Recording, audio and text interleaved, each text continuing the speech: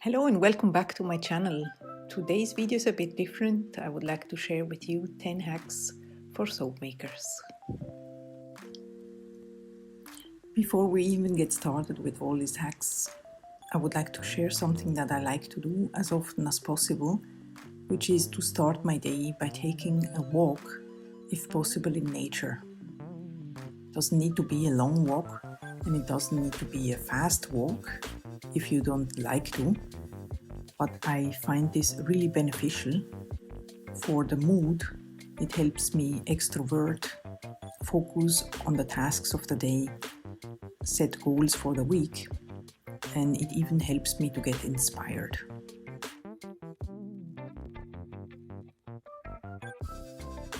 This is something I would really recommend to anyone, to just start your day like that. It even helps you get physical activity and some fresh air in your lungs, which is of course very good for everyone. So let's get started with the 10 hacks for soap makers. Number 1, plan your day. I find this really important to take some time to think about all the tasks and all the things you want to get done at that particular day. I personally keep my to-do list for the week inside my phone, so I have an overview what I need to get done for the entire week, and I can check the tasks that are done, and I can even take some of the tasks for tomorrow if I'm already done for the day. That is really helpful. Number 2, organize your recipes. This is an important point for me, as I was always struggling with the recipes. They got messy, I had a hard time finding them. So I found this system here, which is to laminate a recipe card that I can then put in a display like so. And it helps me find the recipe easy. You can also color code it according to the different categories that you are crafting. And then you can pull out the card and put it in front of the display, or you just pull out the card and you have it on your soaping table ready to be used. And the fact that it is plastified like so makes it easy because it doesn't get messy, and you can wipe it off if it gets dirty. Number 3 is use a dehumidifier. A dehumidifier is a very nice thing to have. It helps your soap cure, get rid of the water. It also helps your glycerin embeds from sweating. You can see here there is a tray you can pull out. It's amazing how much water it draws from the air. And even if you're doing bath bombs or bath truffles, it will prevent them from fizz, and it will keep everything nice and dry. Next tip is use sodium lactate. Sodium lactate is basically a liquid salt, and what it does, it helps your soap get hard faster and unmold easier. It also adds a little shine to the soap. So what you want to do is you want to add a teaspoon per pound of oil weight to your lye water once it's cooled. You don't want to add it when the water is still boiling, and I use this in every soap I'm making. Next tip is organize your colorants. So some companies ship their colorants like in bags, like so. The bags are really high quality and nothing can leak out. Some companies do ship jars, so that's already good. But I find that these bags are not practical if you want to make soap, because once you stick your spoon into the bag, everything gets dirty.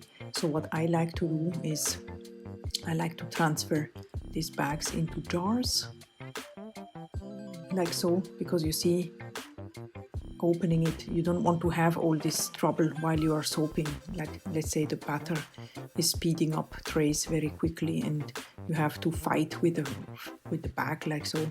This is not something you want to deal with while soaping. So if you just transfer it to a jar like so, and then what I like to do is I like to have all the colors organized in a way that I can find them easily in a shelf like so, next to my soaping table. So I have everything prepared and handy when I need them. You can see it here. And also for glitter, I like to keep those in a salt and pepper shaker. So whenever I want to add some glitter, I just can pop it out and use it immediately. Tip number 6 is to use a mini mixer.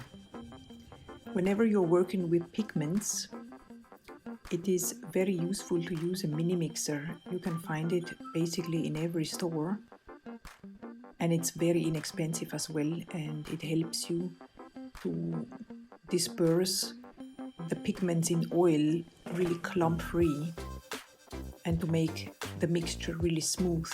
So when you are soaping, you don't get spots or speckles in your soap.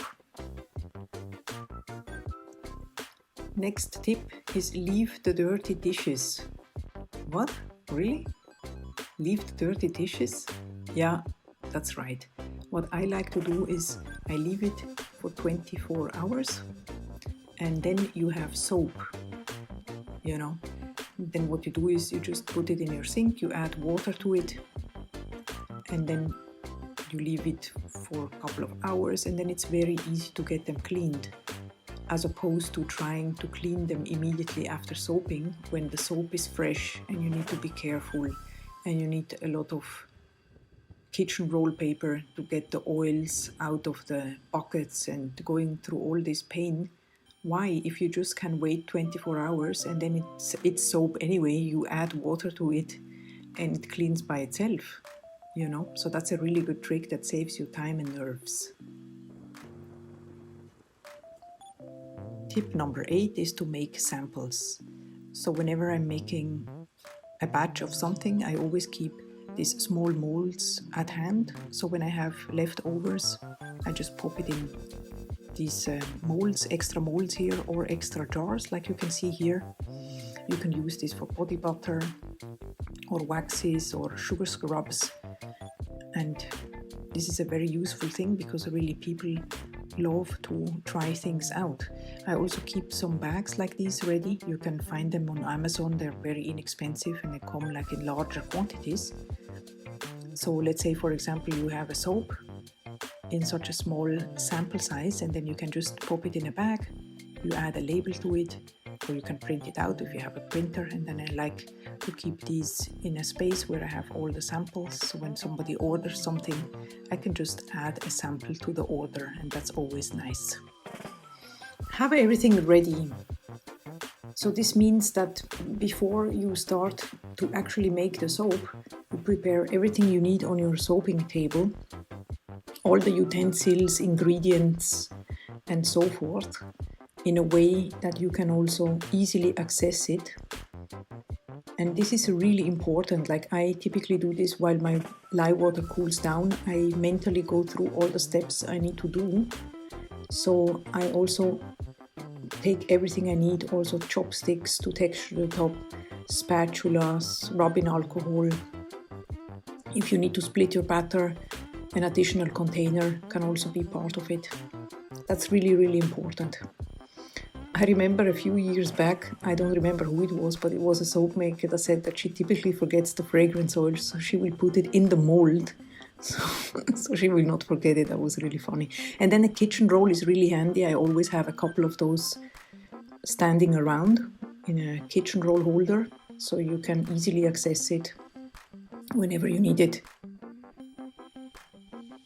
My last tip for you is to have a plan B, and that means even if you are very prepared in making soap, it still can happen that things don't really work out the way you planned it. Let's say you have a fragrance oil you never used before, you don't know how it will react, or you're using a colorant for the first time. And so it's good to have a plan B to work out how this could look like beforehand, and then you are not surprised or, let's say, disappointed if it doesn't work out exactly the way you want it to, because we know how it is and this can happen all the time. So it's always good to have a plan B. These are the 10 tips for you, or the 10 hacks I hope that you enjoyed this video and maybe you find some of the tips really helpful for you. Remember that soap making is supposed to be fun. It's a very creative activity. I wish you a very nice day and see you around very soon for another video. Bye bye.